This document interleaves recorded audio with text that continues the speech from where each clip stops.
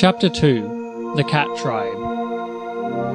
Though only one species is entirely domesticated, and none of the cats have flesh edible by man, except perhaps the puma, no group of animals has attracted more interest than this. Containing more than 40 species, ranging in size from the ox-devouring tiger or lion to the small wild cats, they are so alike in habit and structure that no one could possibly mistake the type or go far wrong in guessing at the habits of any one of them. They are all flesh-eaters and destroyers of living animals. All have rounded heads and an extraordinary equipment of teeth and of claws, and of muscles to use them. The blow of the forearm of a lion or tiger is inconceivably powerful in proportion to its size. A stroke from a tiger's paw has been known to strike off a native's arm from the shoulder and leave it hanging by a piece of skin, and a similar blow from a lion to crush the skull of an ox. The true cats are known by the power to draw back or retract their claws into sheaths of horn, rendering their footsteps noiseless and keeping these weapons always sharp. The hunting leopard has only a partial capacity for doing this. The characteristics of the cats and their allies are too well known to need description. We will therefore only mention the chief types of the group, and proceed to give, in the fullest detail which space allows, authentic anecdotes of their life and habits. The tribe includes lions, tigers, leopards, pumas, jaguars, a large number of so-called tiger cats, spotted and striped, wild cats, domestic cats, and lynxes. The hunting leopard, or cheetah, stands in a subgroup by itself, as does the fossa, the only large carnivore of Madagascar. This closes the list of the most cat-like animals. The next links in the chain are formed by the civets and gannets, creatures with more or less retractable claws and long bushy tails. The still less cat-like binturong, a creature with a prehensile tail, and the mongooses and ichneumons, more and more nearly resembling the weasel tribe.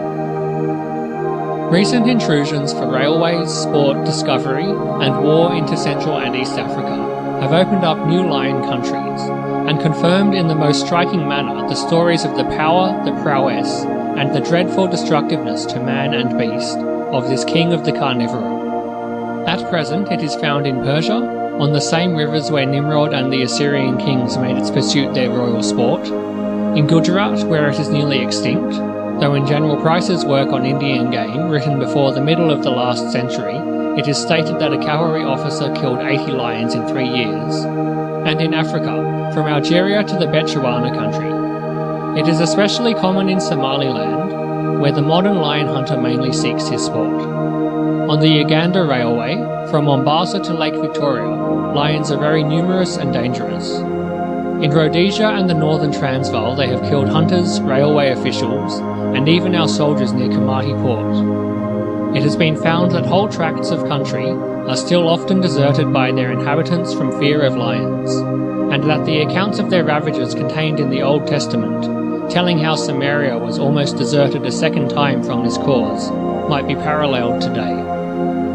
When, in the latter half of the 17th century, Europeans first settled at the Cape of Good Hope, the lion's roar was probably to be heard almost nightly on the slopes of Table Mountain, since a quaint entry in the Diary of Van Riebeck, the first Dutch governor of the Cape, runs thus: "This night the lions roared as if they would take the fort by storm," the said fort being situated on the site of the city now known as Cape Town. At that date there can be little doubt that, excepting in the waterless deserts and the dense equatorial forests, lions roamed over the whole of the vast continent of Africa, from Cape Agulhas to the very shore of the Mediterranean Sea. Nor was their range very seriously curtailed until the spread of European settlements in North and South Africa, and the acquisition of firearms by the Aboriginal inhabitants of many parts of the country, during the latter half of the 19th century, steadily denuded large areas of all wild game. As the game vanished, the lions disappeared too. For although at first they preyed to a large extent on the domestic flocks and herds which gradually replaced the wild denizens of the once uninhabited plains, this practice brought them into conflict with the white colonists or native herdsmen armed with weapons of precision, before whom they rapidly succumbed. Today lions are still to be found wherever game exists in any quantity, and their numbers will be in proportion to those of the wild animals on which they prey. The indefinite increase of lions must be checked by some unknown law of nature, otherwise they would have become so numerous in the sparsely inhabited or altogether uninhabited parts of Africa that they would have first exterminated all the game on which they had been wont to prey, and would then have had to starve or to have eaten one another. But such a state of things has never been known to occur, and whenever Europeans have entered a previously unexplored and uninhabited tract of country in Africa, and have found it teeming with buffaloes, zebras and antelopes, they have always found lions in such districts very plentiful indeed, but never in such numbers as to seriously diminish the abundance of the game upon which they depended for food. It is easy to understand that the increase of a herd of herbivorous animals would be regulated by the amount of the food supply available, as well as constantly checked by the attacks of the large carnivora, such as lions, leopards, cheetahs, hyenas and wild dogs. But I have never been able to comprehend what has kept within bounds the inordinate increase of lions and other carnivorous animals in countries where for ages past they have had an abundant food supply, and at the same time, having been almost entirely unmolested by human beings, have had no enemies. Perhaps such a state of things does not exist at the present day, but there are many parts of Africa where such conditions have existed from time immemorial up to within quite recent years. Since lions were once to be found over the greater portion of the vast continent of Africa, it is self-evident that these animals were able to accommodate themselves to great variations of climate and surroundings. And I myself have met with them, close to the sea, in the hot and sultry coastlands of southeast Africa, on the high plateau of Mashonaland, where at an altitude of 6,000 feet above sea level, the winter nights are cold and frosty, amongst the stony hills to the east of the Victoria Falls of the Zambesi, and in the swamps of the Chobe. In the great reed beds of the latter river, a certain number of lions appeared to live constantly, preying on buffaloes and lechwe antelopes. I often heard them roaring at nights in these swamps, and I once saw two big male lions wading slowly across an open space between two beds of reeds in water nearly a foot in depth. Although there are great individual differences in lions as regards size, general colour of coat, and more particularly in the length, colour and profuseness of the mane with which the males are adorned, yet as these differences occur in every part of Africa where lions are met with, and since constant varieties with one fixed type of mane living by themselves, and not interbreeding with other varieties, do not exist anywhere, modern zoologists are, I think, now agreed that there is only one species of lion, since in any large series of wild lion skins, made in any particular district of Africa or Asia, every gradation will be found between the finest maned specimens and those which are destitute of any mane at all. Several local races have, however, been recently described by German writers. In the hot and steamy coastlands of tropical Africa, lions usually have short manes, and never, I believe, attain the long silky black manes sometimes met with on the high plateau of the interior.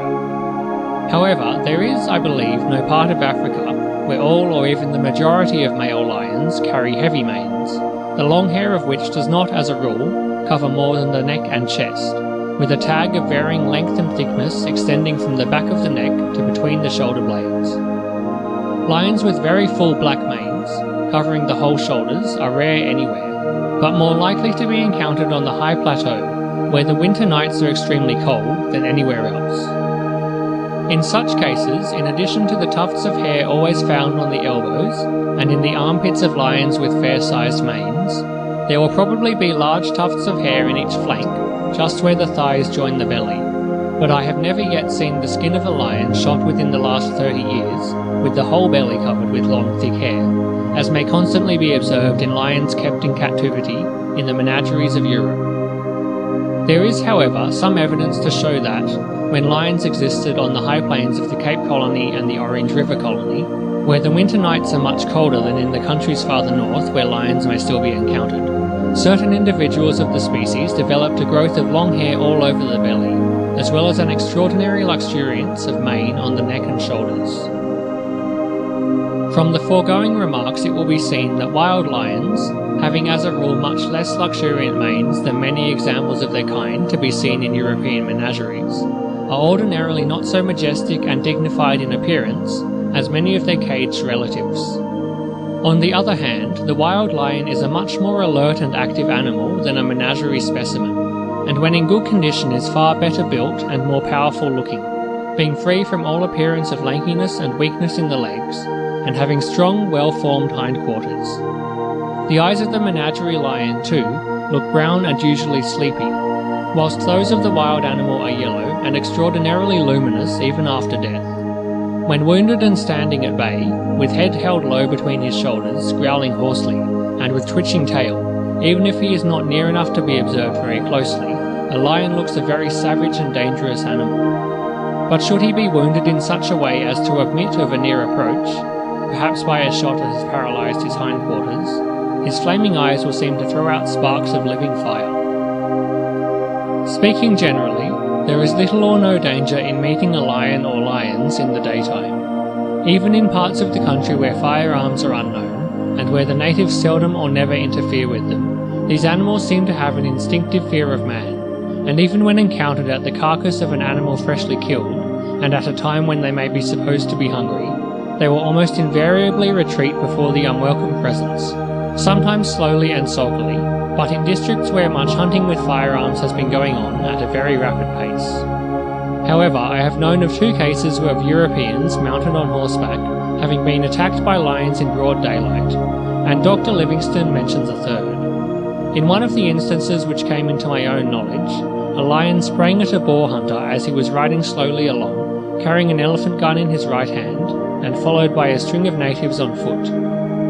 The lion attacked from the left side, and with its right paw seized my friend from behind by the right side of his face and neck,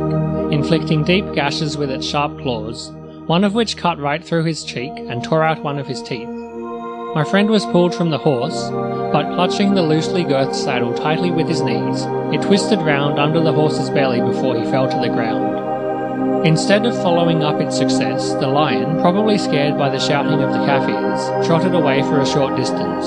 and then turned and stood looking at the dismounted hunter, who, having never lost his presence of mind, immediately shot it dead with his heavy old muzzle-loading elephant gun. Besides these 3 instances of Europeans having been attacked in the daytime by lions, I have known of a certain number of natives having been killed in broad daylight. Such incidents are, however, by no means everyday occurrences, and speaking generally, it may be said that the risk of molestation by lions in Africa during daylight is very small. It is by night that lions roam abroad with stealthy step in search of prey, and at such times they are often, when hungry, incredibly bold and daring.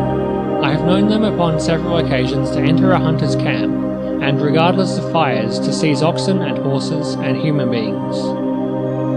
During the year following the first occupation of Mashonaland in 1890, a great deal of damage was done by lions, which could not resist the attraction of the settlers' livestock. For the first few months I kept as accurate an account as I could of the number of horses, donkeys, oxen, sheep, goats and pigs which were killed by lions,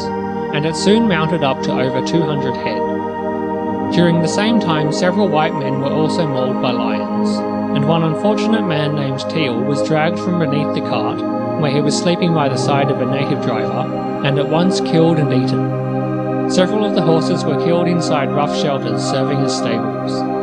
In the following year, 1891, over 100 pigs were killed in one night by a single lioness. These pigs were in a series of pens, separated one from another, but all under one low thatched roof. The lioness forced her way in between 2 poles, and apparently was unable, having satisfied her hunger, to find her way out again, and becoming angry and frightened, wandered backwards and forwards through the pens, killing almost all the pigs, each one with a bite at the back of the head or neck. This lioness, which had only eaten portions of 2 young pigs, made her escape before daylight, but was killed with a set gun the next night by the owner of the pigs. When lions grow old, they are always liable to become man-eaters. Finding their strength failing them, and being no longer able to hunt and pull down large antelopes or zebras, they are driven by hunger to killing small animals, such as porcupines and even tortoises,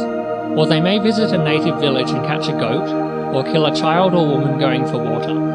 And finding a human being a very easy animal to catch and kill,